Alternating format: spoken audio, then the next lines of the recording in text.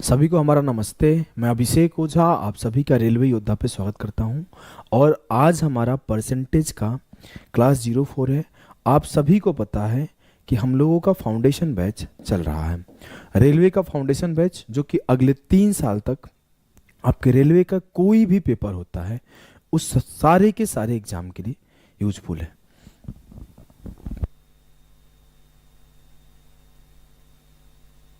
Theory क्या है कि हमारा जो पहला थ्योरी है वो है इनकम बराबर होता है एक्सपेंडिचर प्लस सेविंग। ये बात सभी को पता है। आई थिंक ये हर एक बच्चे को पता है कि जो हमारा आय है वो व्यय प्लस सेविंग को क्या बोलते हैं भाई? बचत। बचत के बराबर होता है। अब आपको कॉन्सेप्ट सिखाता हूं, ध्यान देना कि अगर हम 100 रुपया कमाते हैं और 80 रुपया खर्च कर देते हैं तो कितना बचेगा सर? 20 रुपया बचेगा। 20 रुपया बचेगा। क्लियर है जी सर? न्यू स्टूडेंट हो, ध्यान से पढ़ना, एक एक कॉन्सेप्ट को पढ़ना, हर एक चीज समझ में आएगा। और एक बार फटाफट से शेयर कर देना। चीजों को मैं बहुत डिटेल में सिखाता हूं, आराम से सिखाता हूं। लगा दो भाई, कहां पे है?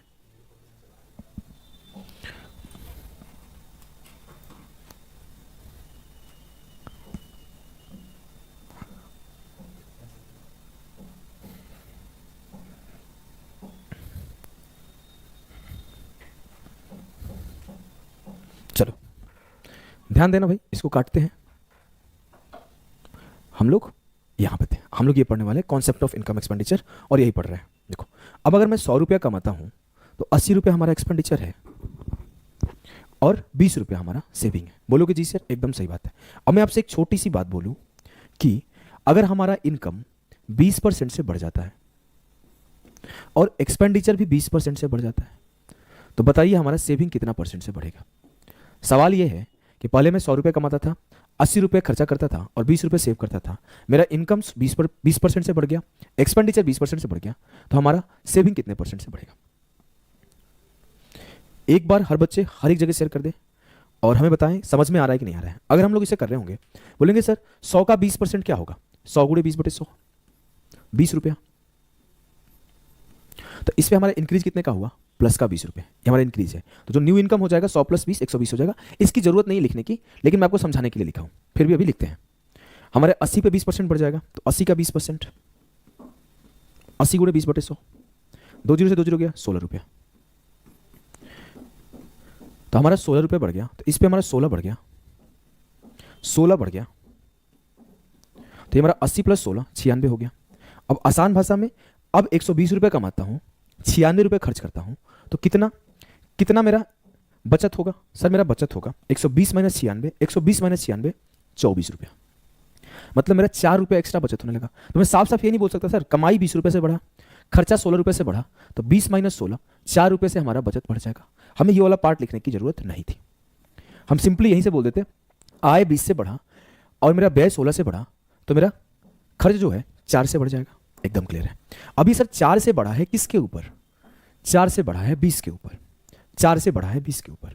अब 4 का इंक्रीज है किसके ऊपर? 20 के ऊपर। तो 4 गुणे 20/100, 4 गुणे 20/100, तो ये 20 × 5 = 100। सर 20% से बढ़ गया, 20% से बढ़ गया। क्लियर है? क्या आपको चीजें क्लियर है? बोलोगे जी सर। ये सबसे बेसिक सवाल है इनकम एक्सपेंडिचर का। जब एग्जामिनर शरीफ हुआ करता था, बच्चा हुआ करता था, आज से 8 साल 10 साल पहले, तो ऐसे सवाल बनाता था। और उसमें एक कंडीशन है। कंडीशन क्या है? नोट देके लिखना, नोट देके कंडीशन लिखना आप लोग, नोट देकर कि अगर हम लोग इनकम X% से बढ़ाएं, एक्सपेंडिचर X% से बढ़ाएं, तो बाय डिफॉल्ट हमारा सेविंग भी X% से बढ़ता है, और चाहे हम इसे घटाएं तो भी हमारा X% से घटता है। ये कॉन्सेप्ट है, कॉन्सेप्ट है, कॉन्सेप्ट है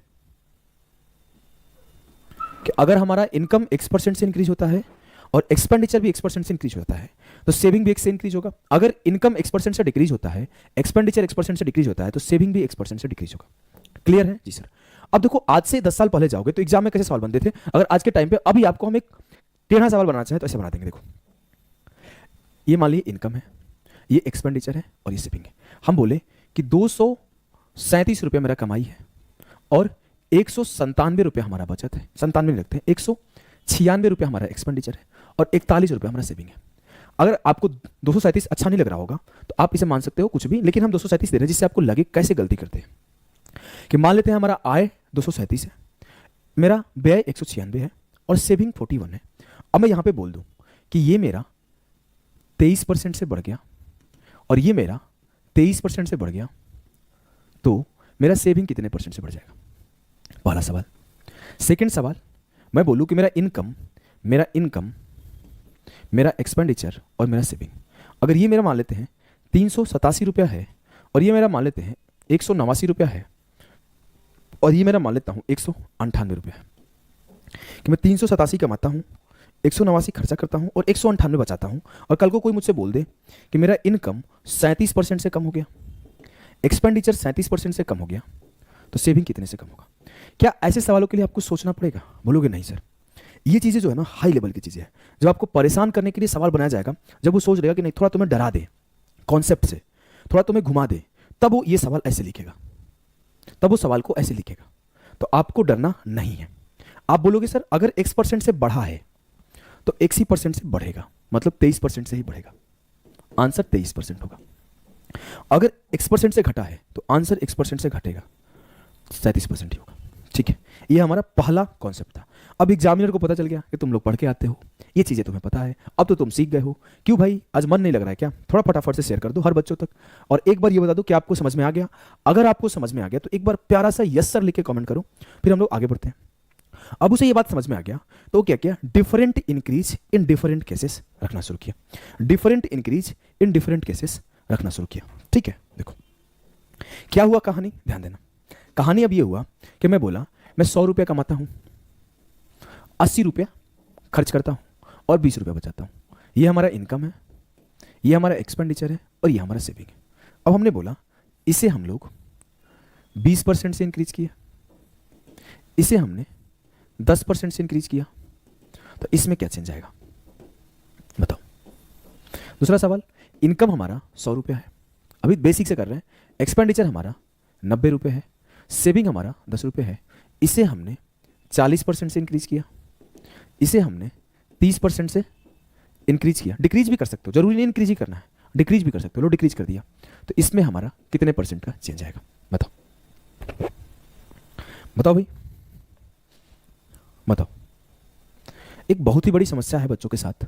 आंसर आपके आना चाहिए, दोनों सवाल के उत्तर दो आप लोग। मैं इंतजार कर रहा हूं आपके आंसर का, कि जब एरिथमेटिक पढ़ाते हैं तो बोलते हैं सर एडवांस पढ़ा दो, और जब एडवांस पढ़ाते हैं तो बोलते हैं एरिथमेटिक पढ़ा दो। वैसे बच्चों को ना जब शादी के बाद बहुत समस्या होती है, बीवी पूछती है क्या खाना बना दो, तो बोलते कुछ भी बना दो। फिर रोटी आता है तो वो बोलते हैं ना अरे पूड़ी क्यों नहीं बना दी। अब फिर क्या होगा? पहले दिन चुप रहेगी, दूसरे दिन क्या खाना बना दो, तो बोलेगा पूड़ी बना दो, तो पूड़ी बना देगी। पूड़ी तेल अच्छा नहीं होता है, रोटी क्यों नहीं बनाई। दूसरा दिन चुप रहेगी, तीसरे दिन वो कुछ बनाएगी अपने मन से, कुछ बोलोगे फिर चप्पल खाओगे। तो आज से सिखा रहा हूँ बड़े भाई होने के नाते, सुधर जाओ, बाद में बीवी के चप्पल नहीं खाने पड़ेंगे। आ जाओ सवाल करते हैं। आंसर आने चाहिए भाई, सबके आंसर का इंतजार कर रहा हूँ। आंसर आने चाहिए कि 100 का 20%, सर 100 गुणे 20/100 प्लस 20 का इंक्रीज। 80 का 10%, 80 गुणे 10/100, ऐसे निकालो 80 गुणे 10/100, तो ये 8 रुपया हो जाएगा। तो ये सर 8 रुपये बढ़ गया। अब ये हमारे 20 से बढ़ा, ये हमारे 8 से बढ़ा, तो 20 से 8 गया, ये हमारे 12 से बढ़ा होगा। मतलब मेरा ये 10 + 10 = 10 आना चाहिए। जैसे 10 + 10 = 10 था, वैसे 10 + 10 = 10 होना चाहिए। अब हमारा सर जो सेविंग है वो 12 से बढ़ गया है, वो 12 से बढ़ गया है। अब वो 12 से बढ़ गया किसके ऊपर? 20 के ऊपर। तो 12/20 × 100, तो 20 × 5 = 100, 12 × 5 = 60। 60% से आपका इंक्रीज हो जाएगा, 60% से आपका इंक्रीज हो जाएगा। क्लियर है? ये चीज आपको क्लियर है? यस सर क्लियर है। अब देखो यहां पर आप अगला देखो, 100 पे 40% का इंक्रीज है, सर 40 रुपया बढ़ गया। 9 पे 30% का डिक्रीज है, माइनस का 30% तो डिक्रीज, तो 90 का 30 निकाला, 90 का 30 निकाला, 9 × 3 = 27, सर 27 रुपये कम हो गए। सर कितने से मेरा सेविंग बढ़ा होगा? कितने से सेविंग बढ़ा होगा? 40 में क्या जोड़ू? 67। 40 - -27 67 हो गया। 67 से 27 गया 40, सेटिस्फाई कर रहा है? मैं 10 + 10 करूं तो 10 आएगा। मैं 40 में से 27 घटा रहा हूं तो 67 मिल रहा है। हाँ सर, तो ये मेरा 67 हो गया। अब ये 67 का इंक्रीज है 10 के ऊपर, तो 67 का इंक्रीज है 10 के ऊपर, 67/10 × 100, 670% से हमारा सेविंग इंक्रीज हो जाएगा। क्लियर है? 32% कैसे बता रहे हो भाई? बताओ, आपके सामने ही तो बोल रहा हूँ, 32% कैसे होगा? 670% से इंक्रीज हो जाएगा आपका सेविंग। चीजें आपको क्लियर है? चीजें आपको क्लियर है तो यस सर एक बार कमेंट करो, फिर मैं अगला स्टेप बढ़ाऊं। देखो बहुत हमारा स्टेप क्लियर रहता है, कैसे पढ़ाना है हमें, टेक्निक बहुत अच्छे से पता है। और मैं आपको वादा करता हूं भाई, कोई बच्चा बिगनर से बिगनर होगा उसके पास क्लास को आप पहुंचाओ, शेयर करो हर बच्चे के पास, आप कमेंट करके बताओ कैसा लग रहा है। हर एक बच्चा जो पहली बार गणित पढ़ रहा होगा ना, उसे हम सिखा देंगे। वो कभी छठे सातवें आठवें में गणित से डरा होगा ना, उसे हम सिखा देंगे और मैं अपने से भी बेहतर रैंक दिलवा दूंगा अगर वो हमारी बातें सुनता है, अगर हमसे पढ़ता है। विश्वास करो, पढ़ोगे, चीजों के गाइडेंस लोगे, सुनोगे, तब जाके हो जाएगा। यूट्यूब के चक्कर में पढ़ोगे इधर उधर में, 50 दिन में कोई कंप्लीट करा रहा है, कोई आपको बुक दे रहा है, कोई मैथ का टीचर जीके का किताब दे रहा है, साइंस का किताब दे रहा है, इस चक्कर में सिलेक्शन नहीं होगा। जेन्युइन चीजें पढ़ा रहे हैं, ईमानदारी से पढ़ा रहे हैं, शांति से पढ़ो, स्टेप बाय स्टेप सिखाते चलेंगे। देखो ये हम लोग ये पढ़ने वाले बताया, हमने ये पढ़ा इनकम एक्सपेंडिचर। इसका पहला केस बढ़ा कि जब वो X% से तीनों चेंज हो, जब वो X% से दो चेंज हो तो तीसरा भी X से चेंज होगा। हमने दूसरा पढ़ा कि अगर डिफरेंट परसेंट से चेंज हो, डिफरेंट परसेंट से चेंज हो, अगर ये डिफरेंट हो, ये डिफरेंट हो तो ये डिफरेंट आएगा। डिफरेंट वाले में पढ़ा कि 100 90 10 हो। अब डिफरेंट वाले में थोड़ा सा अलग जाके पढ़ते हैं, थोड़ा सा अलग जाके पढ़ते हैं। देखो अगर मैं आपके सामने ऐसा कुछ बोल दूं, ऐसा कुछ बोल दूं कि भैया मैं करता हूं ना क्या कि हम 45,000 रुपया महीने का कमाते हैं, ठीक है, हाँ ठीक है भैया कमाते हैं।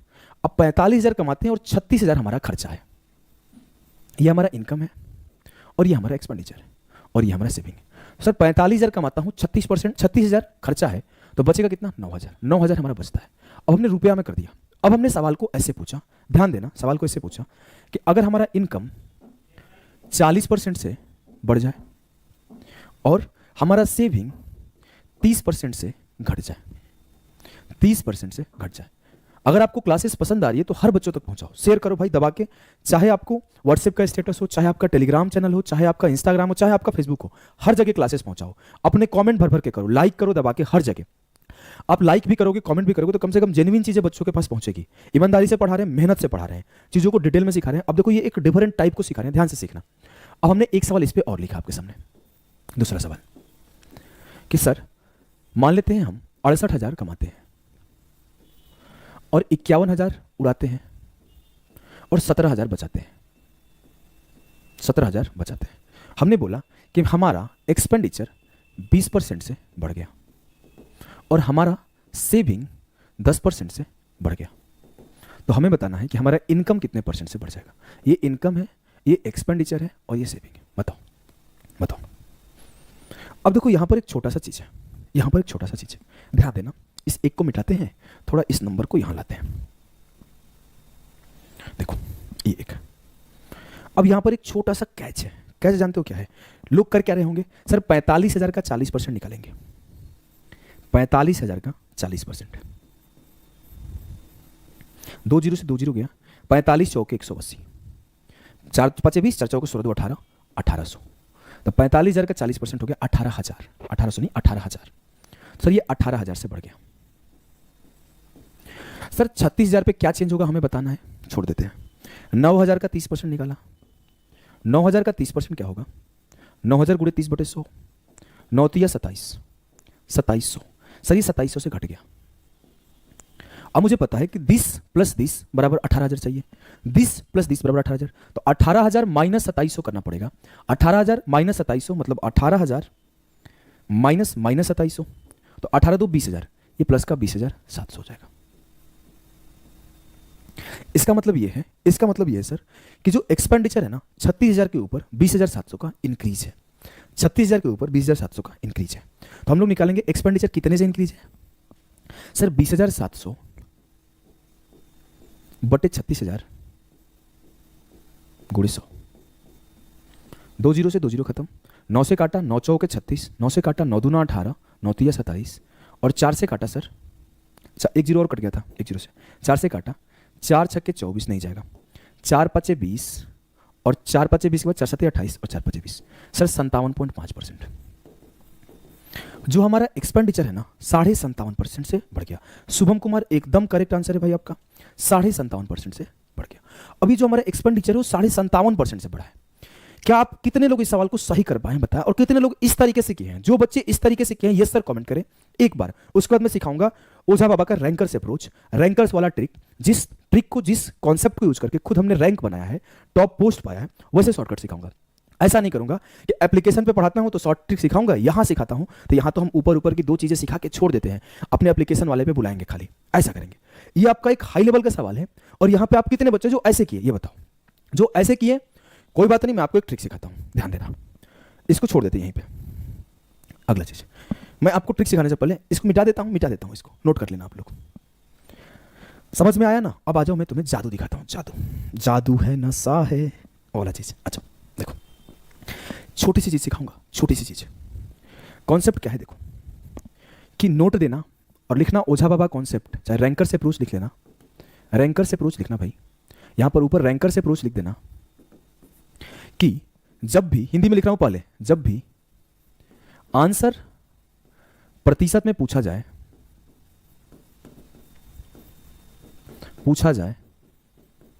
तो रियल डेटा नहीं यूज करना है, तो रियल डेटा नहीं यूज करना है, यूज करना है। या फिर आप बोलोगे तो, इस पार्ट को 2 बार लिख लो, तो रेशियो से सॉल्व करना है, तो रेशियो से सॉल्व करना है। इंग्लिश में जिसको लिखना है इंग्लिश में लिख लो, whenever answer is asked in percentage never use real data और use ratio method. Whenever answer is asked in percentage never use real data and use ratio method. अब देखो, मैं बोला कि मुझसे आंसर प्रतिशत में पूछा गया था तो मैं रेशियो यूज करूंगा। ये हमें इस तरह के सवालों में रेशियो से सॉल्व करूंगा। करते हैं, देखो लाल कलम से सिखा रहा हूं। हमने क्या किया, पहले काटा। सर किससे कट रहा है, इसे 9 से काटूं तो ये 9 5 45, देखो 9 5 45 हो जाएगा। हाँ, पहले 3 0 से 3 0 काट लिया, 5 से काटा, उसके बाद 5 से काटा, उसके बाद तो ये हो गया 9 5 45। तो इनकम मेरा क्या हो गया 5, ये हो गया 9 4 36, ये हो गया 4, ये हो गया 9 एकम 9। अब मुझे क्या कॉन्सेप्ट समझ में आया कि सर जो मेरा इनकम है वो 5 यूनिट है, जो मेरा एक्सपेंडिचर है वो 4 है, और जो मेरा सेविंग है वो 1 है। बोलोगे जी सर, अब सर इसमें मुझे 40% का इंक्रीज बोला है। अब 5 का 40% निकालना कठिन है, 5 का 40% निकालना कठिन है, लेकिन हमने सीखा है आपसे कि 100 के ऊपर X% निकालना आसान होता है, तो हम लोग अपने घर से 2 2 जीरो मिला दिए। अब आप अगला कॉन्सेप्ट इसी में नोट कर देना, इसी में आप नीचे एक कॉन्सेप्ट और ऐड कर देना कि रेशियो में कोई भी नंबर मल्टीप्लाई या डिवाइड करने पर परसेंटेज में कोई चेंज नहीं आता है। ठीक है, रेशियो में कोई भी नंबर मल्टीप्लाई डिवाइड करने पर परसेंटेज में कोई चेंज नहीं आता है। Whenever we multiply a number और divide a number with a ratio never change in, there is no change in percentage, कोई परसेंटेज में चेंज नहीं होता है। अब हम लोग करें कि अपने मन से 100 मल्टीप्लाई कर दिए, उससे हमें कोई दिक्कत नहीं है। हमें मन करता 20 25 100 20 चौक 80, 20 एकम 20 कर देते। अगर हम लोग अभी तो 100 मल्टीप्लाई किए थे ना, अगर हमें मन करता 20 से मल्टीप्लाई करते, 20 25 100 20 चौक 80, 20 एकम 20, तो भी मेरा कोई चेंज नहीं आता। ये टोटली मेरे ऊपर है कि मैं क्या कर रहा हूं। हमने 100 ही कर दिया। अब 500 का 40%, तो 5 गुणे 40 5 200, यहां 200 का इंक्रीज है। 400 पे मुझे निकालना है, 100 पे 30% का डिक्रीज, मतलब ये 30 का कमी हो जाएगा। सर 200 का इंक्रीज है, 30 का डिक्रीज है, मतलब ये 230 का इंक्रीज होगा। अब देखो आपको एक और ट्रिक सिखा दूं, ट्रिक। सर 400 पे 230 का क्या है, इंक्रीज। 4 से काट दो सीधे, 4 से काट दिया। 4 5 20, 4 5 20, 4 6 24, 4 7 28 और 4 5 20। सर 400 पे 230 का इंक्रीज था, लेकिन अगर मैं 4 से काट दिया तो 100 पे 57.5 का इंक्रीज था, और 100 पे 57.5 का इंक्रीज है, तो 57.5% का इंक्रीज है। समझ में आया? आप ऐसे भी कर सकते थे कि 230 बटे 400 गुणे 100, 230 बटे 400 गुणे 100, तो भी आपका आंसर सेम ही आता। ठीक है, चीजें आपको क्लियर है? अगर क्लियर है तो एक बार यस सर बताओ और कमेंट करके बताओ कैसा लगा, और फटाफट से लाइक कर दो। और इस सवाल को हम लोग उसी मेथड से करके आंसर भी बताओ, दोनों चीज आपको बताना है। देखो चलो भाई करते हैं। देखो क्या है सवाल को हम अगर कर रहे होंगे तो करते हैं। 17 से काट दूं, 17 चौके 68, सर ये 4, 2 जीरो बचा लेते हैं, आसान पड़ेगा। 17 तिया 51, 3 जीरो बचा लेते हैं, सर आसान पड़ेगा। 17 एकम 17, 1 जीरो बचा, 2 जीरो बचा लेते हैं। इस पर सर हमारा 20% का इंक्रीज था। सर 300 का 20% निकालूंगा, 20 तिया 60, 60 का इंक्रीज है। आंसर बताओ भाई, आंसर बताओ कमेंट करके। सर 100 पे हमें 10% का इंक्रीज है, तो इस पे 10 का इंक्रीज होगा, प्लस का 10। अब मुझे 300 पे 60 का इंक्रीज आया, 100 पे 10 का इंक्रीज आया, तो इस 400 पे कितने का इंक्रीज आया होगा? 60 प्लस 10 70 का। अब सर 400 पे 70 का इंक्रीज है तो 4 से काट दिया तो 17 चौके 68, 4 5 20। 100 पर मेरा सर 17.5 का इंक्रीज है और 100 पे 17.5 का इंक्रीज है, मतलब 17.5% का इंक्रीज है, 17.5% का इंक्रीज। क्लियर है? क्लियर है? चीजें आपको पूरा समझ में आ रही है? समझ में आ रही है तो यस सर आपको बोलना है, सिर्फ आप यस सर करते जाओ और आप ध्यान से देखते जाओ, आपको हर एक चीज, हर एक लाइन, हर एक पॉइंट आपको समझाते जाऊंगा, हर एक पॉइंट आपको समझाते जाऊंगा। ठीक है, आगे बढ़ते हैं सवालों के ऊपर और आपको सब कुछ समझ में आएगा। एक चीज उसके पहले सिखा दूं और, अगर मैं एक छोटा सा बात बोलूं कि मैं अपने कमाई का 20% खर्च करता हूं, अपने कमाई का 20% खर्च करता हूं, क्या 20% खर्च करता हूं बोल दिया, तो मेरा सेविंग, मेरा इनकम क्या होगा? ये खर्च करता हूं। चाहे ऐसे बोल दूं, मैं अपने कमाई का 70% सेव करता हूं, तो आप बताओ मेरा एक्सपेंडिचर और इनकम क्या होगा? ऐसे बोल दूं, मैं अपने कमाई का 30% सेव करता हूं। सर आपको ये बात हमें बचपन में ही पढ़ाए थे। कौन से बचपन में? एक बचपन में। क्या है बचपन? देखो कि सर हर चीज अपने आप में 100% होता है, एवरीथिंग इज 100% इन इटसेल्फ। बोलोगे जी सर, हर चीज अपने आप में 100% होता है। अब मैं बोलूं मेरी कमाई क्या है? खुद में 100% है, मेरी कमाई खुद में 100% है, तो आपको ये बात आपको ध्यान रखना है, इनकम इज ऑलवेज 100%। जो इनकम है वो खुद से 100% होता है। अब मैं एक्सपेंडिचर और सेविंग इस पे देखता हूं। एक्सपेंडिचर 20% है, अगर एक्सपेंडिचर 20% है तो सेविंग बचा हुआ 80% हो जाएगा।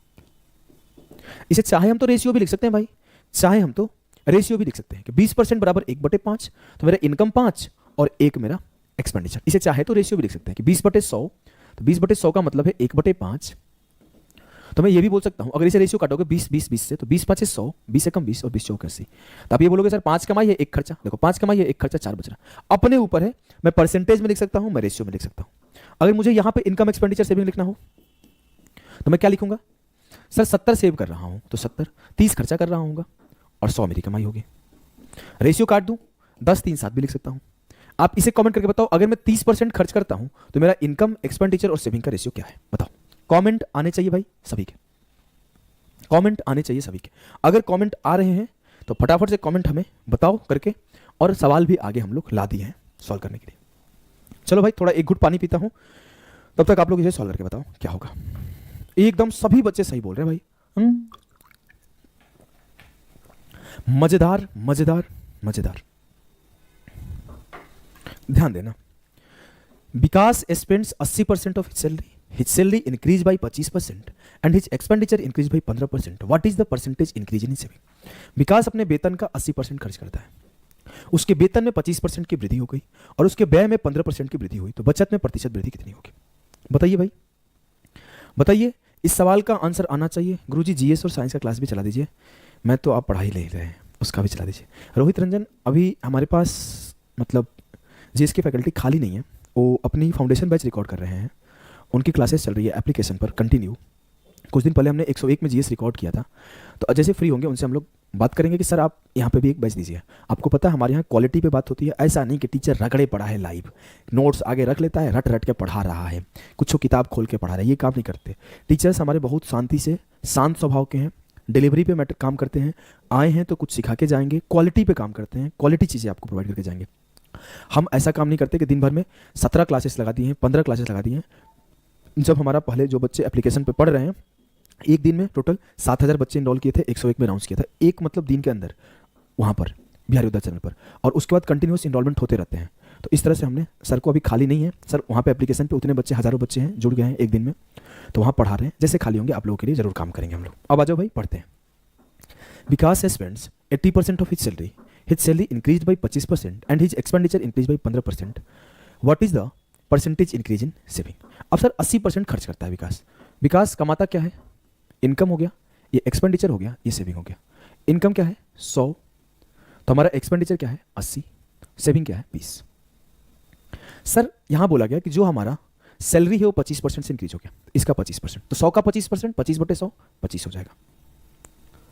सर इस पे जो हमारा इंक्रीज है वो बोल रहा है 15% का इंक्रीज है, तो 80 का 15%, 80 का 15%, 0 से 0 खत्म, 5 दिया 15, 5 दूना 10, 2 चौके 8, 3 चौके 12। सर इस पे हमारे 12 का इंक्रीज हो गया, तो 25 से 12 गया, सर इस पे 13 का इंक्रीज हुआ होगा, तो 20 पे 13 का इंक्रीज है। तो अब दो तरीके से सोच सकते हो, एक तरीका तो ये बेसिक वाला हो जाएगा 13/20 इंटू 100, तो 20 5 100, 13 5 65, सर 65% का इंक्रीज है, 65% का इंक्रीज है। एक तरीका और सिखाऊं, एक तरीका और सिखाऊं सर, इसमें हम अगर 5 से मल्टीप्लाई कर दें, क्योंकि आपको पता है कि सर नंबर में कुछ भी मल्टीप्लाई करने से परसेंटेज चेंज नहीं आता है, नंबर में कुछ भी मल्टीप्लाई करने से परसेंटेज चेंज नहीं आता है। इसमें 5 से मल्टीप्लाई कर दो तो 100 पर 65 का इंक्रीज है, और जैसे मैं बोलूंगा मन में करना था 20 5 100 13 5 65, 100 पे 65 का इंक्रीज मतलब 65% का इंक्रीज। इससे क्या होता है, सवाल में आपको लिखना कम पड़ता है, और जब आप कम लिखोगे तो आपका स्पीड खुद ब खुद इंक्रीज हो जाएगा। ठीक है, ठीक है सर, आइए आगे बढ़ते हैं। ये सवाल करिए, पुराना सवाल है लेकिन करेंगे हम लोग, क्योंकि हमने आपको पहले ही बोला है कि हम आपको कॉन्सेप्ट भी सिखाएंगे, सारे वेरिएशन भी कवर कराएंगे, फिर उसके सारा प्रैक्टिस भी कराएंगे। ये नहीं कि एक कॉन्सेप्ट तो कॉन्सेप्ट ठीक से डिस्कस नहीं किए, फिर ऊपर ऊपर 2 सवाल करा के बोल दिए खत्म हो गया। भाई ऐसे जगह से आपको बचना है, जो आपको बेवकूफ़ बना रहे हैं, 3 क्लास 4 क्लास में बोल दे रहे हैं खत्म हो गया, वो आपको बेवकूफ़ बना रहे हैं सिर्फ व्यूज के लिए और किताब बेचने के लिए और कोर्स बेचने के लिए। वो लोग अब टीचर रह ही नहीं गए हैं, वो बनिया हो चले हैं, वो दुकानदार हो चले हैं जो बेचते हैं। तो आपको ऐसे जगह से बचिए और ढंग से पढ़िए। चलिए, हाँ रोहित को लग रहा है कि नागमणि देवे पढ़ी, एकदम सही गाता रहा, बहुत तंग करता है, बार बार कमेंट, हमारा क्या पढ़ाई हो खेला। Rakesh saves 20% of his income after 2 years, even if his income increases by 20%, and he is able to save the same amount of initial. By what percentage did his expenditure increase? अब देखो, यहाँ पर आपको भाषा के साथ खेला गया है, भाषा के साथ खेला गया है। राकेश अपनी आय का 20% बचाता है, ब्लैक कलर लेते हैं, ब्लैक, क्योंकि हमें दूध से ज़्यादा चाय पसंद है। आ जाओ, 20% बचाता है, 2 साल बाद उसका आय 20% से बढ़ जाता है। सर आय 20% से बढ़ गया, वह पहले जितनी ही रकम बचा पाता है। अब वो अपने भाषा से खेला है। देखो, अगर बोलूं कि हमारा इनकम 100 रुपया है, एक्सपेंडिचर 80 रुपया है, सर कैसे आप बोल रहे हो? अरे भाई साफ साफ बोला है 20% सेव कर रहे हैं, सेविंग अगर 20 है तो 80 कमाई होगा, 80% और 100% इनकम होगा, बात ही खत्म, एक लाइन में, एक लाइन में। ठीक है, ठीक है।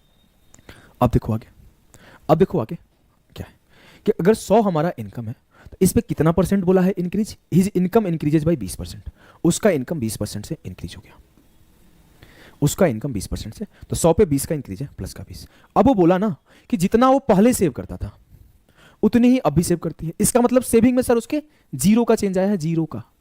सर इसका मतलब उसका एक्सपेंडिचर कितने से बढ़ा है? 20 से। अब एक्सपेंडिचर 20 से बढ़ गया 80 के ऊपर, तो सर 20 का इंक्रीज है 80 के ऊपर, तो 20/80 इंटू 100, 20 चौके 80, 4 से काटा 25 पर में, तो जो उसका एक्सपेंडिचर बढ़ा है वो 25% से बढ़ा है। Expenditure increases by 25%। इसमें एग्जामिनर क्या किया है, अपने लैंग्वेज के साथ सवाल को चेंज किया है और आपको परेशान किया है कि आप गलती कर दो, और 99% बच्चे इस इजी सवाल में गलती कर देंगे। हड़बड़ी में वो 20 टिक कर देंगे कि सर 20% से बढ़ा है और कुछ चेंज नहीं हुआ, 20-20-20। ये 2002 का सवाल है, आप समझ सकते हो। हम ऐसा नहीं कि 2 साल का पढ़ाते हैं, हम पूरे पिछले 20 साल का रिसर्च कर रहे हैं, 22 साल का रिसर्च कर रहे हैं। रेलवे कब कैसा सवाल बनाया है, 2002 का सवाल रिसर्च करके लाए हैं कि ऐसे जब सवाल में भाषा बदल के आपको पूछेगा तो भी आप कर लोगे। इस तरह से सवालों के ऊपर रिसर्च करते हैं, खुद बैठ के पढ़ते हैं। भाई 2 बज जाते हैं, 3 बज जाते हैं, क्लास खत्म होगा, खाना खाएंगे, फिर पढ़ने बैठ जाएंगे, और जितने पेपर आए हैं उसके क्वेश्चंस को खुद सॉल्व करेंगे। हाँ ये सवाल इंपॉर्टेंट है, अगर ये पूछ देगा तो आप लोग गलती कर दोगे। वो सवाल उसी टाइम बोलेंगे इसको रखो, टाइपिस्ट को उसी टाइम फोटो खींच के भेज देंगे, इसे टाइप कर देना। सारे सवाल को खुद पेपर निकाल के पढ़ते हैं भाई, ठीक है। माई फादर विकलांग है, मम का 2 ऑपरेशन हुआ है, भाई जेल में है, 4 सिस्टर का शादी करना है, प्लीज हेल्प मी, कोर्स दे दो। पढ़ा तो रहे हैं भाई, पढ़ा तो रहे हैं, आप पढ़िए आराम से, खूब मेहनत से पढ़िए, खूब मेहनत करिए, घर वालों को संभालिए, पापा को ध्यान रखिए, मम्मी का ध्यान रखिए, और मेहनत करके बहनों का शादी करिए। और आपको बताऊं कि ऐसा नहीं सिर्फ आपकी कहानी है, हमें भी हमारी बहनों की शादी करनी है। हमें हमारा भी घर नहीं था, अब हमने घर बनाया 3-4 महीने पहले। हमारे भी पापा का एम्स में इलाज चलता है, तबीयत ठीक नहीं रहता 2018 से, हम खुद जाके दिखाते थे। उसके बाद हमने मेहनत किया, लगातार मेहनत किया। तो देखो प्रॉब्लम सबके साथ है, ऐसा नहीं कि सिर्फ आपका प्रॉब्लम है। आपको उस प्रॉब्लम में रहते हुए इतना मेहनत करना है कि सारे प्रॉब्लम जो है ना, ये सारे प्रॉब्लम वो आपके मोटिवेशन की तरह काम करे कि नहीं कल को मैं सक्सेसफुल हो जाऊंगा तो इन सारी प्रॉब्लम को सॉल्व कर पाऊंगा। आज हमारे पास घर है, हमने घर बनाया, मेहनत किया, नौकरी लिया, पढ़ाते हुए 2.5 साल हो गए, 3 साल। पापा का आज भी इलाज चल रहा है दिल्ली एम्स से, वो हमारे कंट्रोल में नहीं है तो हम उनको नहीं ठीक करा सकते, डॉक्टर ही ठीक करेंगे। बहनों का शादी अभी उम्र हो जाएगा तो 2-4 साल में करेंगे। तो आपको आपकी समस्याएं हैं तो आप खुद ही उसको सॉल्व कर सकते हो। आज हम थोड़ा हेल्प कर देंगे, लेकिन अगर आपको जीवन भर उस समस्याओं को सॉल्व करना है ना, तो आपको खुद से मेहनत करना है। और जो आपकी समस्याएं हैं ना, वो आपकी मोटिवेशन होनी चाहिए, वो आपकी प्रॉब्लम नहीं होनी चाहिए। और ये तो प्रॉब्लम है, एक्सक्यूज नहीं होनी चाहिए। प्रॉब्लम को एक्सक्यूज के तौर पे देखोगे ना तो कभी आप सक्सेस नहीं कर पाओगे। प्रॉब्लम को मोटिवेशन की तरह देखो, आप सक्सेसफुल हो जाओगे, गारंटीड है। ठीक है, करो भाई इस सवाल को। A person spends 75% of his income. If his income is increased by 20% and his expenditure also increased by 10%, find change in saving. कैसे करोगे? देखो, बातें थोड़ा नहीं करेंगे हम लोग भाई, हम लोग पढ़ने आते हैं, तुम लोग बीच में इतना कमेंट करता है कि डिस्ट्रैक्शन होने लगता है, बात होने लगती है। 75% सेविंग कर रहा है, आय का 75% खर्च कर रहा है, खर्च 75% उसका खर्चा है, 75% खर्चा है तो 25% सेविंग है। अब हम बोले भाई सर 75% उसका खर्चा है, 25% सेविंग है, तो 100% कमाई है। रेशियो काट लेते हैं, आ जाओ। रेशियो क्यों काट ले? क्योंकि 75 का 10% 20% निकालना डिफिकल्ट है, तो यहाँ रेशियो काटेंगे। 25 से काटा, 25 चौके 100, 25 दिया 75, 25 से कम 25। सर 400 रुपया इनकम है, 300 रुपया एक्सपेंडिचर है, 100 रुपया सेविंग है। अब देखो, बोला कि इनकम 20% से इंक्रीज दे दिया, इनकम 20% से इंक्रीज हो गया, तो 40, 4 दूना 8, 80 से इंक्रीज हो गया। एक्सपेंडिचर 10% से बढ़ गया, सर 30 का 300 का 10% 30, तो 80 से 30 गया। सर सेविंग 50 से बढ़ गया, तो 100 पे 50, 50% का इंक्रीज है, 50% का इंक्रीज है। क्लियर है? यस सर, एकदम क्लियर है, इजी सवाल था, निपटा दिया हम लोग। आ जाओ, इस क्वेश्चन से हम लोग जो हमने सिखाया था उसे सिखा देंगे, जो हमने सिखाया था उसे सिखा देंगे। इससे हम लोग थोड़ा रेशियो के अच्छे लेवल पे यूज देखेंगे। देखो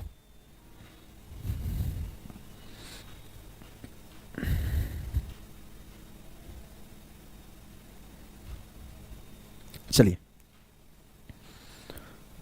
देखो sir monthly income of a person was RS 13,500 and his monthly expenditure was RS 9,000। एक व्यक्ति की मासिक आय 13,500 थी और उसका मासिक खर्च 9,000 था।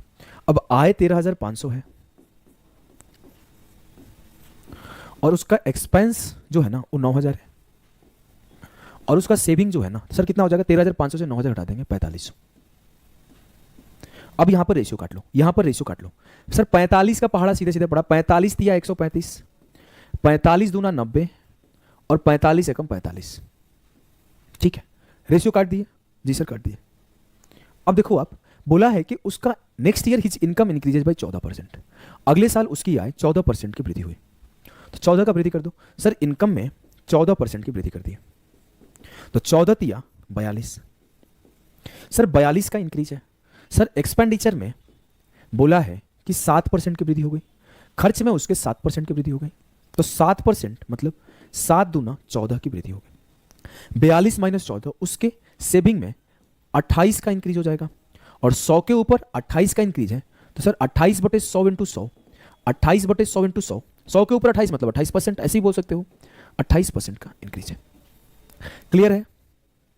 चीजें आपको क्लियर है? अगर क्लियर है तो यस सर एक बार कमेंट करो, और फटाफट से भाई लाइक कर दो, थोड़ा लाइक वाइक किया करो, कमेंट करके बताया करो चीजें आपको कैसी लग रही है। अगर क्लियर है तो हम लोग अब इसके नेक्स्ट वेरिएशन पे मूव करते हैं और नेक्स्ट लैंग्वेज पर। यहां पर अगला वेरिएशन और अगला नॉलेज हम लोग यूज करेंगे। देखो थोड़ा टाइप चेंज हो रहा है, ग्रुप डी का सवाल आ गया। मिश्री तुम एप्लीकेशन से पढ़ के आती है और यहां डिस्टर्ब करती है हर क्लास में यूट्यूब के। क्वेश्चन 2 नहीं आया समझ में, एक बार फिर से पढ़ना, सब कुछ क्लियर समझाया गया। Arvind opens a tea shop by investing 25,000. He spends 30% of this amount on furnishing and 20% on buying other necessary materials for the shop. How much amount is left with him to buy the remaining material for his shop? समझो, अरविंद 25,000 रुपये निवेश करके एक चाय की दुकान खोलता है। बोलोगे जी सर, अगर ये राशि का 30% तो साज सज्जा पे खर्च करता है। भाई विवाह में हम इतना खर्चा ना करें। 20% दुकान के लिए अन्य आवश्यक सामग्री पे खर्च करता है। चलो भाई ठीक है, चाय पत्ती लाएंगे। अगला चीज, उसकी दुकान के लिए शेष सामग्री खरीदने के लिए उसके पास कितनी राशि बची है। ठीक है, अब देखो सर उसका खर्चा कितना हुआ। सर 30% यहां पे साज सज्जा पे खर्चा हुआ, 20% मटेरियल पे हुआ, तो उसका खर्चा हो गया सर, एक्सपेंडिचर हो गया 50%। अब एक्सपेंडिचर 50% है, तो हमें बचपन में ही पढ़ा रखे हैं आप कि इनकम हमारा 100% होता है, और 100 का 50% खर्चा हो गया, तो मैं बोलूंगा 50% बच गया। और किसका 50%? जो उसके पास पैसे थे उसके 50% बच गया, तो 25,000 का 50% बच गया, तो 25,000 गुणे 50 बटे 100। उड़ा दिए ग्रुप डी के सवाल। 50 दूना 100 दो बार में और 2 से काटे, 12 दूना 24 तो बचे 10, 12,500 रुपए सही उत्तर होगा। 12,500 रुपए सही उत्तर होगा। क्लियर है? Yes sir. अगर क्लियर है तो ये सवाल आरपीएफ एसआई का और ये सवाल आरपीएफ एसआई का, दोनों सेम है, बस थोड़ा सा डेटा अलग है, तो एक सवाल कराएंगे और एक सवाल आपको छोड़ेंगे होमवर्क। सर अभी 12th पास किया हूं, बढ़िया मार्क्स से समझ में नहीं आ रहा है क्या करूं कैसे करूं। ढंग से पढ़ो, पहले आप खुद रिसर्च करो आपको क्या करना चाहिए, लेकिन जो भी पढ़ो इतना मेहनत से पढ़ो कि आपका वहाँ पे सक्सेस मिले। अब क्या होता है, कई बार हम लोग थोड़ा ये करते हैं, थोड़ा थोड़ा के चक्कर में नहीं पढ़ना है, ढंग से करने के चक्कर में पढ़ना है। फोकस करो, बातें हम लोग बाद में करेंगे, आखिरी में करेंगे। आ जाओ। Jeffrey donate 13% of its salary to disabled organisation. Jeffrey अपने वेतन के 13% विकलांग संगठनों, 12% अनाथालय, 14% शारीरिक रूप से विकलांग संगठनों और 16% चिकित्सा सहायता संगठनों को दान कर देती है। कितना दान कर दी सर? दान कर दी है 13% एक जगह 12%, एक जगह 14% और एक जगह 16%। 13, 12, 25, 16, 14, 30, 30 और 25, 55% दान कर दी। इसका 55% कमाई का खर्चा हो गया, 55% खर्चा हो गया। बोलोगे जी सर एकदम सही बात है, खर्चा हो गया। बोला है ना कि 13, 12, 14, 16 खर्च हो गया। अब बचा क्या? ये तो एक्सपेंडिचर था सर, बचा मेरा 45%। कहां से 45 आया? तो सर 100% माइनस 55% हमने कर दिया तो ये 45 आया। लेकिन ये बोल रहा है कि शेष राशि 23,445 है। सर शेष राशि कितना है? 45%। बोला शेष राशि कितना है? 23,445। तो जो आपकी 45% की वैल्यू है वो 23,445 है। बोलोगे जी सर, बोलोगे जी सर। अब आगे बोला है कि अनाथालय में दान की गई राशि क्या है। अगर हम आपसे यही नहीं पूछे, हम आपको पारी बारी से सब पूछते हैं कि विकलांग संगठन में कितना दान करिए बताओ, कमेंट करो भाई, विकलांग संगठन में कितना करिए बताओ। हम आपसे पूछ ले कि उसने अनाथालय तो मान लो पूछा ही है, तो अनाथालय को छोड़ देते हैं क्योंकि पूछा है अनाथालय में कितना दान करिए। तो 45% का वैल्यू पता है, 12% का वैल्यू हमसे पूछा गया है, तो इसको छोड़ देते हैं। हम आपसे पूछ ले अगर चिकित्सा सहायता में कितनी करी है, आपसे पूछ ले विकलांग संगठनों में कितना करी है शारीरिक रूप से, तो आप सब बता दोगे। चलो आप हमें एक एक करके सब बताओ। हमें विकलांग संगठन में कितना रुपए डाली है, अनाथालय में कितना डाली है, शारीरिक रूप से विकलांग संगठन में कितना डाली है और चिकित्सा सहायता में कितना डाली है, सब बताओ। अब हम बोले सर 45% का वैल्यू पता है हमें, किसका बताना है? 12% का। तो अगर हम बोले 1% का वैल्यू क्या होगा, तो आप बोलोगे सर 23,445 अपॉन 45। सर 12% का क्या होगा? तो 12% का वैल्यू होगा 23,445 अपॉन 45 इंटू 12। काटा कुटी करते हैं सर, पहले 5 से काटते हैं। 5 नमा 45, 5 से काटा, 5 चौके 20, 5 छक्के 30, 5 अट्ठे 40 और 5 नमा 45। 9 से काट दे, 9 से काटते हैं। 9 पचे 45, 1 बचा, 9 दूना 18, 9 एकम 9। 12 का पहाड़ा पढ़ो, 12 एकम 12। आगे आप करोगे 12 दूना, आप यहाँ पे डिजिट सम लगा सकते हो क्योंकि सबके डिजिट अलग अलग दिख रहे हैं, आप यहाँ पे डिजिट सम लगा सकते हो। वैसे हम पहाड़ा पढ़ देंगे, 12 एकम 12, 12 दूना 24, 1 25, 12 एकम 12 की 2, 12 दूना 24, 1 25 की 5, 2, 12 पचे 60, 62, 6252, 6252 रुपए खर्च कर रहा है वो। किस पे खर्च कर रहा है 6252? सर वो खर्च कर रहा है अनाथालय पर। क्लियर है? एकदम क्लियर है। अगर चीजें आपको क्लियर है तो एक सेम टाइप के सवाल आरपीएफ सब इंस्पेक्टर में पूछा गया है और मैं आपको ये होमवर्क देता हूं, क्लास के बाद हर एक बच्चा को आंसर करके बताना है क्या आएगा। चलो अब हम लोग बढ़ते हैं अगला, use of succession method. Succession method पे हम लोग काम करेंगे। सर सक्सेशन मेथड क्या होता है? तो सक्सेशन मेथड रिमेनिंग के ऊपर काम करता है और इसका हम लोग यूज इलेक्शन बेस्ड सवालों में भी करेंगे और आगे हम लोग हर तरह में करेंगे। रिमेनिंग के ऊपर काम करता है। जैसे आपको अभी तक हमने क्या पढ़ा था कि मान लेते हैं कि 100 रुपया हम कमाते हैं, हमने बोला कि 10% हम अपने, मान लेते हैं 10% हम, मान लो 100 रुपये ने, चलो एक प्रैक्टिकल एग्जांपल लेता हूं, सभी लोग रिलेट कर पाएंगे। घर से सर 5,000 रुपये आता है हमारे, रेंट में 30% खर्चा हो जाता है, रेंट में 30% खर्चा हो जाता है। सर 40% खाना में खर्चा हो जाता है। जो लोग बाहर रह के पढ़ते होंगे ना, पटना में रह के पढ़ते होंगे, पटना में भिखना पहाड़ी रहते होंगे, चाहे बोरिंग रोड रहते होंगे, चाहे कंकड़ बाग रहते होंगे, जहां बाजार समिति रहते होंगे, जहां रहते होंगे। पटना हम बोरिंग रोड रहते थे अपने टाइम पर, तो हम बोरिंग रोड में रहते, तो बोरिंग रोड में थोड़ा खर्चा ज़्यादा आता है, रूम का किराया, और मकान मालिक बहुत बदमाशी करते हैं भाई, बड़ा दिक्कत होता है। तो रेंट में मान लेते हैं 30%, मान लेते हैं 2 पार्टनर में 3,000 में एक रूम मिल जाता है, 3,000 में भाई। हाँ, फूड 40%, खाना में 2,000, अगर घर से चावल आटा नहीं लाओगे 2,000 में खाना हो जाएगा। अगला चीज सर हम बोले 10% चाय पानी पे मान लेते हैं, आ जाओ, और 20% मान लेते हैं हम लोग खर्चा कर दिए महिला मित्र के गोलगप्पा पर। 5,000 में महिला मित्र बनाओगे, भिखारी हो जाओगे, बता दे रहे सस्ता में काम रखे हैं। अगर उनके साथ कोई आ गई ना, उनकी सहेली, 2,000 का गोलगप्पा खा जाएंगी। इसलिए बच्चों भैया बच्चों, हाथ जोड़ के। अब देखो हमने बोला कि 30% फूड पे, रेंट पे खर्चा किया, 40% खाने पे खर्चा किया, 10% हम मान लेते हैं कॉपी किताब पे भी कुछ पढ़ाई पे खर्चा कर लेते हैं, एजुकेशन पर, और 20% हम अपने खर्चा किए महिला मित्र पर। अब भैया एकदम सिस्टम क्लियर है, हमने ऐसे खर्च किया, हमारा ये खर्च का डिस्ट्रीब्यूशन है। अब एक डिफरेंट तरीके से खर्च होगा, देखो ध्यान देना कि सर फिर से हमारे पास 5,000 रुपया है, हमने बोला 30% हमने रेंट पे खर्चा किया, अब यहां शब्द बदल जाएगा, ध्यान देना, शब्द बदल जाएगा, शब्द, शब्दों पे ध्यान देना भाई, शब्द से ही सब कुछ है, शब्द से ही कोई आपके पास रहता है और शब्द से ही लोग आपको छोड़ के चले जाते हैं। वो बोलेगा ना रिमेनिंग का, रिमेनिंग का हिंदी में लिखेगा बचे हुए का, बचे हुए का 40% फूड पे खर्चा किया। अब फिर बोलेगा बचे हुए का 10%, ये बचे हुए का रिमेनिंग का 10% एजुकेशन, पढ़ाई लिखाई में भी थोड़ा खर्चा कर देते हैं, नहीं तो कई बार हम बताएं सच, किताब खरीदने का पैसा नहीं होता था, हम दोस्त का किताब छीन के लाते थे। आज भी हमें बहुत बोलते हैं तुम हमारा किताब लेके भाग जाता था, फीस तो भर, पैसा रहेगा तो फी भरेंगे। अब जो देखो, अगर मैं अगला बोलूं कि बचे हुए का, रिमेनिंग का 20% हम अपने महिला पे खर्च करते हैं। मान लेते हैं ऐसे बेरोजगारों का कोई महिला मित्र नहीं होती, फिर भी मान लेते हैं। अब यहां पे हम पूछे कि फिर हमारा बचेगा क्या, यहां कुछ पैसा बच जाएगा। देखो सेम परसेंटेज लिखे हैं, यहां भी रेंट पे 30% लिखे हैं, यहां भी खाने पे 40% लिखे हैं, यहां भी हम लोग पढ़ाई लिखाई पे 10% लिखे हैं, और यहां भी हम अपने महिला पे 20% लिखे हैं। अब देखो, अब हमारा, लेकिन यहां आप देखोगे ना, इस सिस्टम पे आपका कुछ पैसा बचेगा, इस सिस्टम पर आपका 1 भी रुपया नहीं बच रहा है कि 30% सर यहां खर्चा कर दिए, 40% यहां, 10% यहां, 20% यहां, 30 40 70 10 90 20, 30 40 70 10 80 20 100%, साफ साफ 100% खर्चा हो गया हमारा। साफ साफ अगर निकालोगे तो 5000 का 30% निकालोगे, 5 दिया, 1500 यहां खर्चा होगा। यही लगता है 1500, 1250, 1000, रूम पे डिपेंड करता है, किचन वाला साइड का रूम रहता है। 5000 का 40%, 4 5 20, 2000 रुपये खाने पे, अगर घर से चावल आटा दाल नहीं मिल रहा है तो। अब 5000 का 10% 500 रुपये खर्चा कर देता है आजकल तुम लोग पढ़ाई पे, 500 रुपये नहीं कर रहा होगा। और 5000 का 20% 1000 रुपया, यहाँ 1000 से 1500 भी हो जाता होगा, 1500 यहाँ, ठीक है, ठीक है। अब हम लोग बोले यहाँ मान लो फिल्म दिखाने का मन किया, 300 रुपये का टिकट, 400 रुपये का टिकट, हम तो कभी सोच ही नहीं सकते थे भाई, आ जाओ कोई बात नहीं। इस पे आते हैं, ये हमारा 5000 का 5000 पूरा खर्चा हो गया। अब हम लोग इस पे बात करते हैं यहाँ पे। अब यहाँ आपको ध्यान देना है, हंसी मजाक बात की बात है, ध्यान नहीं दोगे नहीं समझ पाओगे, वो तो मान लो हंसी मजाक में सिखा दिए, यहाँ पर आपको ध्यान देना है।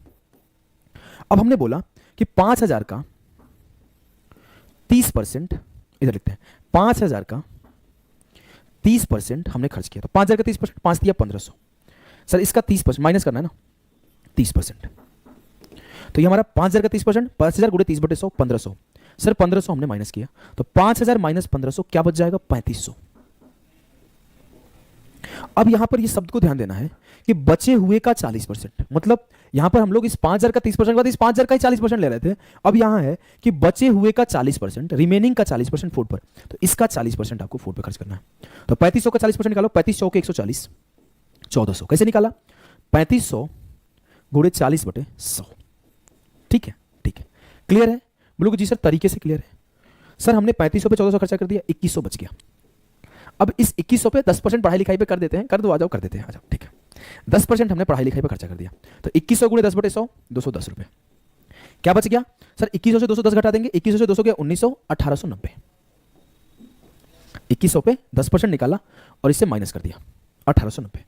अब इस 1890 पे 20% महिला पे खर्चा कर दिया, तो 20% महिला पे खर्चा कर दो, तो 1890 का 20% निकालो भाई, 1890 का 20%, 20/100, 2 जीरो से 2 जीरो खत्म, 2 9 18, 18 दूना 36 37, भाई महिला पर यहाँ 1000 कर रहा था, यहाँ 378 रुपये में काम चला दिया, तेज हो गया लड़का। 378 रुपये यहाँ पे महिला पे खर्च हो रहा है, तो घटा दो भाई, 1890 से 400 घटाओगे तो 1590, और हमारे 22 जोड़ दो तो 1612, घटा के देखो 10, 1890 से 378 तो घटा ही लेगा तुम लोग, 10 से 8 गया 2, 8 से 7 गया 1, और हमारे 18 से 3 गया 15, 1512, 1512। अब आप ये देख पा रहे हो कि आपके ये चीजें समझना है, आपको इस चीज को समझना है कि यहाँ रिमेनिंग पे चल रहा है, तो आपका कुछ सेविंग हो रहा है और यहाँ पे आपका सेविंग नहीं हो रहा था। 5000 का 30% रेंट पे खर्चा किए 1500, उसका आप कुछ परसेंटेज 40% फूड पे खर्चा किए, आप यहाँ पर बचे हुए का एजुकेशन पे 210 खर्चा किए और महिला पे 378 और बचा लिए 1500, और इस 1500 पे आप करेंगे पार्टी, ठीक है, हाँ सर। तो आप इस रिमेनिंग को निकालने का एक टेक्निक और होता है, उस टेक्निक को सीखते हैं, उस टेक्निक को सीखते हैं। एकदम अबला नारी शरीफ बोली, हमारे बाबू के पास तो पैसा ही नहीं रहता, हम 378 में ही मान जाएंगे, ठीक है, ठीक है। अब इसका हम शॉर्ट ट्रिक सिखा रहे हैं, ये आपका बेसिक अंडरस्टैंडिंग था। अब इसको हम लोग सक्सेसिव मेथड को समझते हैं, क्या होता है सक्सेशन मेथड, इसको समझते हैं, इस मेथड को अप्लाई करते हैं। देखो हम लोग क्या कर रहे हैं कि हमारे पास 5000 रुपया है, सर हमसे बोला गया हम 30% खर्चा कर दिए रेंट पर, 30% रेंट पे खर्चा किए तो बचा कितना 70%, हम लोग बचे हुए पे काम कर रहे हैं, 30% खर्च हो गया तो बचा कितना 70%, तो हमने बोला 5000 का बचा कितना 70%, सर जो बचा था ना इतना, इसका 40% फूड पे खर्चा कर दिया, इसका 40% हमने फूड पे खर्चा किया, तो बचा कितना 60%, तो 60% कर दो। सर जो बचा था ना इसका 10% हमने एजुकेशन पे खर्चा कर दिया, सर बचा कितना 10% खर्चा किया, 90% बचा, तो 90%। सर हमने ना 20% महिला मित्र पे खर्चा कर दिया, बचा कितना 80%, तो इसका 80%। अब अगर मैं इसे डायरेक्ट सॉल्व करूं ना तो मैं एक लाइन में इस रिजल्ट पे आ जाऊंगा और मुझे टाइम कम लगेगा। यही सक्सेसिव मेथड का कमाल है भाई। अगर हम 3 जीरो से 3 जीरो को निपटा दें तो निपट गया, 1 जीरो से 1 जीरो को निपट दिया, यहाँ 100 था, 2 जीरो से 2 जीरो को निपट दिए और 1 जीरो से 1 जीरो को निपट दिए। 5 से काटे 5 दूना 10 निपट गया, और 2 से काट दिए 2 तिया 6 निपट गया। 7 गुड़े 3 गुड़े 9 गुड़े 8, 7 तिया 21 और 9 8 72, गुणा कर दो आपको 1512 ही आएगा, गुणा कर दो 1512 ही आएगा। क्लियर है? ये चीजें आपको कोई दिक्कत कर रही है, कोई समस्या हो रहा है, नहीं हो रहा है तो एक बार यस सर कोई दिक्कत नहीं है, यस सर कोई दिक्कत नहीं है कमेंट करके बताओ, फिर हम लोग सक्सेसिव मेथड के सवालों को करेंगे। महिला मित्र छोड़ के चली गई, कोई बात नहीं भाई, मम्मी है, पापा है, भाई है, बहन है, इतना कम है क्या, दूसरी महिला मित्र आ जाएगी। ठीक है, अगर ये सवाल कर लिए तो आओ हम लोग इस क्वेश्चन पे मूव करते हैं। ये तो इंक्रीज वाला है यार, इसको करते, इंक्रीज वाला भी कर लेंगे, पहले इसको करते हैं, इसको करते हैं। बताइए, बोला गया है कि संयोग को पॉकेट मनी के रूप में एक निश्चित राशि मिलती है, वह 20% किताबें खरीदने पर और शेष का 25% स्टेशनरी खरीदने पर खर्च करता है। जो बचा है उसका 10% गरीबों को दान करता है रूप में देता है, और शेष वह मिठाई आदि खरीदने के लिए उपयोग करता है, और यह 13.5 रुपए आता है, उसका पॉकेट मनी है। बताइए, बताएं भाई। इट्स आर के क्लासेस, यस भाई आपका हो जाएगा। एक बार थोड़ा लाइक वाइक कर दिया करो यार, लाइक वाइक नहीं कर रहे हो, हाँ बताओ, अच्छा नहीं लग रहा है क्या? देखो द संयोग गेट्स, अब वो 20% खर्चा करता है कहीं पे, देखो मान लेते हैं वो इसको 100 रुपया पॉकेट मनी मिलता है, 100 रुपया पॉकेट मनी मिलता है,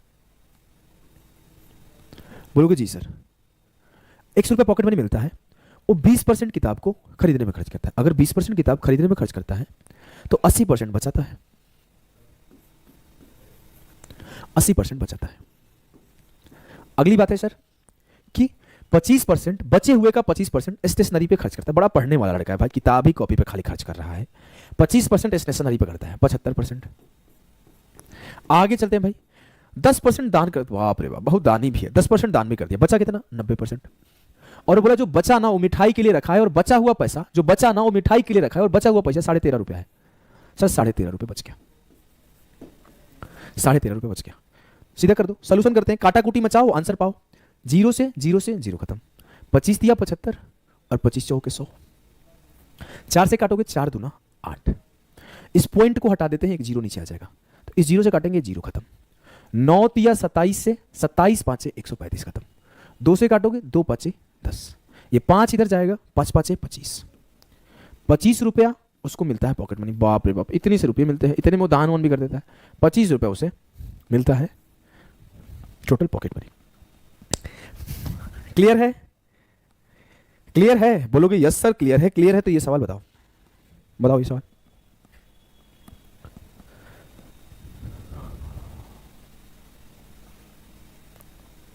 बताओ, out of toys manufactured in a factory 20% were defective and out of the remaining toys 25% were damaged. If 48 toys are in perfect condition then what was the original number of toys formed? एक factory में बनने वाले खिलौनों से 20% दोषपूर्ण थे और शेष खिलौनों में से 25% खिलौने क्षतिग्रस्त थे। 4800 खिलौने सही स्थिति में हैं तो बनाए गए खिलौने की मूल संख्या कितनी थी? बताओ भाई। क्या सर बोला है कि आउट ऑफ टॉयज रिमोनी, मुझे नहीं पता ना कितना बना, नहीं पता तो चलो कोई बात नहीं, एक्स मान लेते हैं। सर एक्स बने हैं, उसमें से 25% डिफेक्टिव हो गए, 20% डिफेक्टिव हो गए, 20% दोषपूर्ण हो गए। सर 20% दोषपूर्ण हो गए तो 80% सही होंगे, 80% सही होंगे। सर 25% क्षतिग्रस्त हो गए, डैमेज हो गए, इट मीन 75% सही होंगे। सर बोल रहा जो सही है ना वो 4800 है, तो बोल रहा है कि 75% सही होंगे तो 4800 सही होंगे। काटा कुटी मचाओ, एक लाइन में आंसर पाओ। एक लाइन हमारा स्टूडेंट बोला करता था, अभी एमईए में है, मिनिस्ट्री ऑफ एक्सटर्नल अफेयर्स में, कि बन जा मेरी मासूक या फिर बन जा मेरी महबूब, दिल चीर के दिखा दूंगा, पर तुम तो हो एसएससी, हम काटा कुटी मचा देंगे। वो बार बार बोला करता था हर क्लास में, जब भी मैं बोलता था काटा कुटी मचाओ तो वो बोलता था ना कि ये लाइन वो लिख देता था कमेंट में, 25 से काटा 25 तिया 75, अगर 0 से 0 काट लूँ तो सर 8 तिया 24 और 24 दूना 48, 200 बार कट गया। और ये 40 है, इस 40 को इधर भेज दो तो x बराबर हो जाएगा 4 दूना 8, तो 8000। क्लियर है? काटा कुटी समझ में आ गया? बोलोगे जी सर समझ में आ गया, समझ में आ गया। ऑप्शन सी।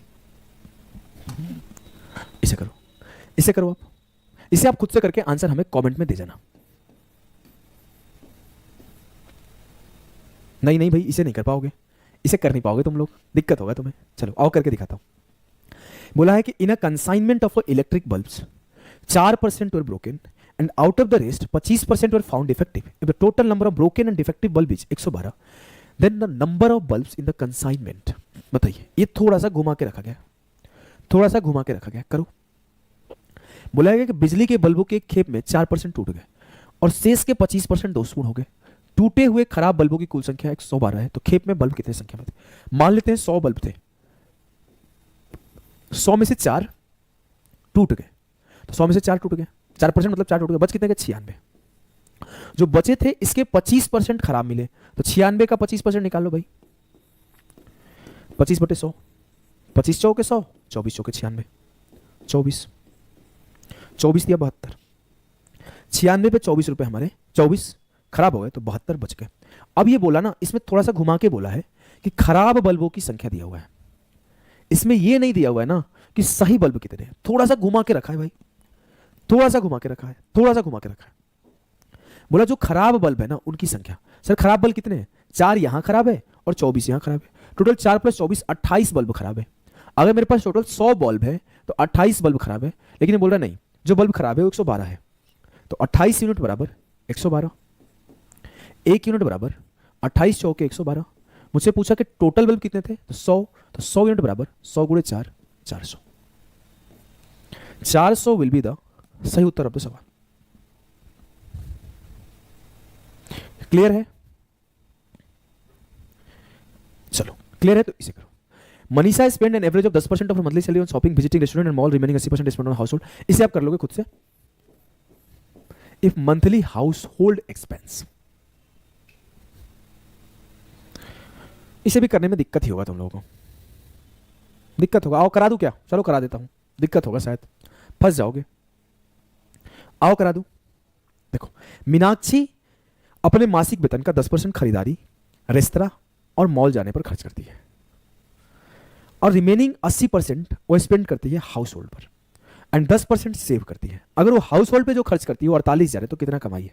बताए बताए। अगर बोलो कि 100 रुपया मीनाक्षी कमाती है, तो 100 रुपये में 10 रुपये तो मॉल में घूमने में खर्चा कर दी। हमारी बहन मॉल घूमती एकदम दबा के, ऐसे ही हम खाली मौका दे दे, वही बोले कि तुम बोरिंग रोड में रह लो, बोरिंग रोड में हमारे आसपास, तो नहीं भैया कंकड़ बाग ना यहाँ पे बहुत सस्ता पड़ेगा। बोले तुम महंगा का चिंता मत करो, यहाँ रह लो, तो नहीं भैया वहाँ पे ना पढ़ाई का माहौल है, तो बोले चुपचाप बगल में रहोगी। घूमने का तो मौका चाहिए। देखो भाई आगे ऐसे घूमने के लिए देखो कैसे घूम आई, शॉपिंग, विजिटिंग रेस्टोरेंट, एकदम पूरा घूम के आ गई। अब देखो मीनाक्षी आगे बोली कि the remaining 80% is spent on house hold expenses. Sir जो बच गया ना इसका हाउस होल्ड एक्सपेंस पे खर्चा हो रहा है, तो 90 का 80% निकालेंगे, तो 90 का 80, 8 9 72। बोलोगे जी सर, तो 72 रुपये हाउस होल्ड एक्सपेंस पे खर्चा हो गया। बच कितने के? बचे कितने उससे हमें मतलब नहीं है, हमें ये निकालना था 72। हाउस होल्ड एक्सपेंस कितने हैं? 72 यूनिट। हाउस होल्ड एक्सपेंस है 72 यूनिट, जो कि बराबर है 48,000 के, तो 72 यूनिट बराबर है 48,000 के। हमसे पूछा क्या है? हमसे पूछा है मासिक आय क्या है। एक मंथली मासिक आय निकालना है। 24 दिया 72, 24 दूना 48। इस सवाल का आंसर हमें गलत लग रहा है, इस सवाल का आंसर हमें गलत लग रहा है भाई। इस सवाल का आंसर हमें गलत लग रहा है।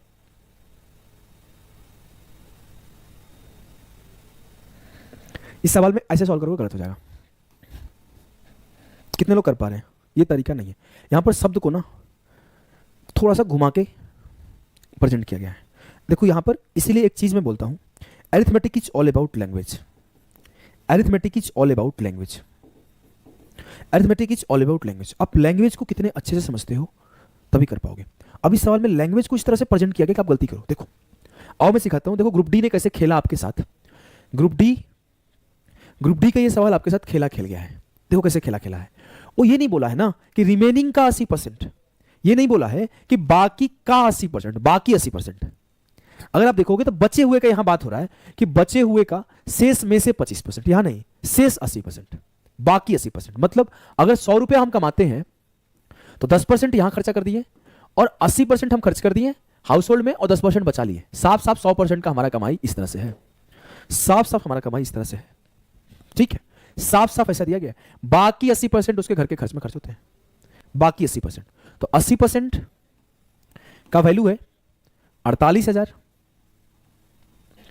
तो आपसे पूछा गया है कि मासिक गृह व्यय क्या है। सर 8 से काटा 8 छके 48, 0 से 0 खत्म। सर 1% का वैल्यू हो जाएगा 100 रुपया। और अगर हमसे ये पूछा जाए कि उसका मासिक वेतन क्या है, मासिक वेतन क्या है, 6 बचेगा ना, 8 छके 48, 6, तो 100% की वैल्यू हो जाएगी 60,000, 60,000।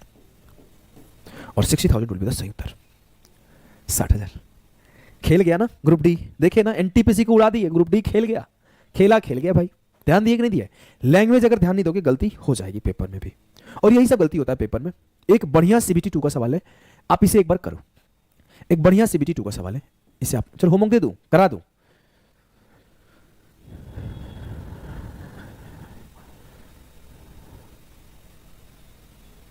बताओ इसे, ये आपका कंफ्यूजिंग सवाल था और ये आपका थोड़ा सा अच्छे लेवल का सवाल है। मनीष वेतन का 30% भाग अपने माता को देता है, और देखो साफ साफ लिखा है शेष वेतन का 40%। इसके वाले में नहीं बोला था भाई, यहां पे ना खेल गया था। ग्रुप डी है, ग्रुप डी, ऐसे ही पेपर में मिस्टेक भी होता है। शेष वेतन का 40% भाग वो बीमा योजना एवं भविष्य निधि में 4:3 के अनुपात में निवेश करता है। मान लेते हैं 100 रुपए कमाता है। अब 100 का 30% भाई ने खर्चा कर दिया, माता को दे दिया, 30 भाई माता को दे दिए तो 70 बचा लिए। अब 70 जो बचा है ना, 70 जो बता है, उस शेष वेतन का 40% भाग वो बीमा योजना और भविष्य निधि में देता है। यदि उसके द्वारा अपनी माता को दी गई धनराशि और बीमा योजना में निवेशित धनराशि का अंतर 6300।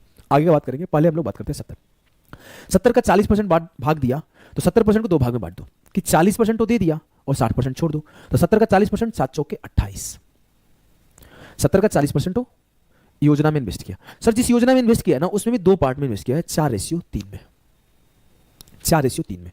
अगर 4:3 में किया है तो 4 + 3 7 यूनिट बराबर है 28 के, तो 1 यूनिट बराबर होगा 7 चौके 28, तो 4 यूनिट बराबर होगा 4 चौके 16 और 3 यूनिट बराबर होगा 3 चौके 12। मतलब इस 28 में से 2 भाग में इन्वेस्ट किया गया है, एक भाग में 16 रुपया और एक भाग में 12%।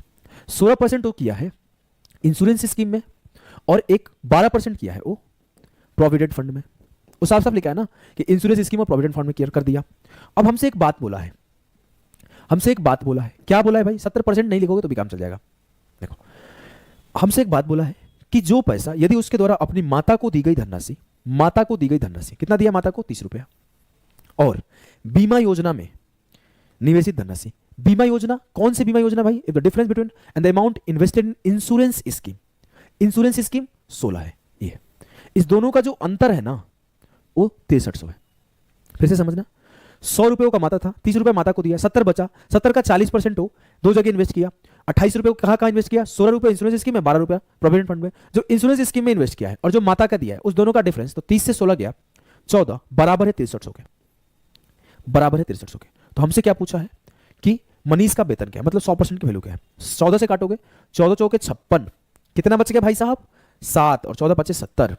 सर 1% का वैल्यू हो गया, चाहे 1 यूनिट का वैल्यू हो गया 450। 1 यूनिट भी बोल सकते हो, 1% भी बोल सकते हो। 1 यूनिट का वैल्यू 450 है तो 100 का वैल्यू क्या होगा? 100 का वैल्यू होगा 45,000, 45,000। क्लियर है? क्लियर है? इस चीज को आप समझ गए? जी सर समझ गए। एक सवाल हमने छोड़ा था, आपको ध्यान हो, ये थोड़ा सा इंक्रीज डिक्रीज का सवाल है और इसको भी हम लोग सक्सेसिव से कर सकते हैं। इसको मैं होमवर्क देता हूं और इसे अगर आपको डायरेक्ट करना है तो कैसे करोगे बताना। एक लाइन में आप डायरेक्ट लिख सकते हो। अब मैं इसको करा रहा हूं डायरेक्ट, 1,28,800 है तो उस पर 2 बार का इंक्रीज है। बोला ना Mohan gets an increase of 12% first sale year and second year with its current sale is 1,28,800। तो आपको एक्स मान लो, 112 115 लेके कंपेयर करो, बताना क्या आएगा आंसर। इस सवाल को होमवर्क देता हूं, ये होमवर्क है। चलो आज के लिए इतना ही, मिलते हैं नेक्स्ट सेशन में। अभी के लिए टाटा बाय बाय। कैसा लगा? अच्छा चलो एक तो चीज और दिखाना था ना, पीडीएफ ऑडियो तो चाहिए ना? हाँ सर, देखो आपको पीडीएफ चाहिए इस क्लास का, तो इस क्लास का एनोटेशन पीडीएफ और प्रिंटेबल पीडीएफ दोनों चीजें आपको हमारे टेलीग्राम रेलवे एग्जाम्स के लिए जो चैनल है रेलवे योद्धा उस पर मिल जाएगा। यहाँ पे अदर पीडीएफ भी दिए जाते हैं इंपॉर्टेंट। अगला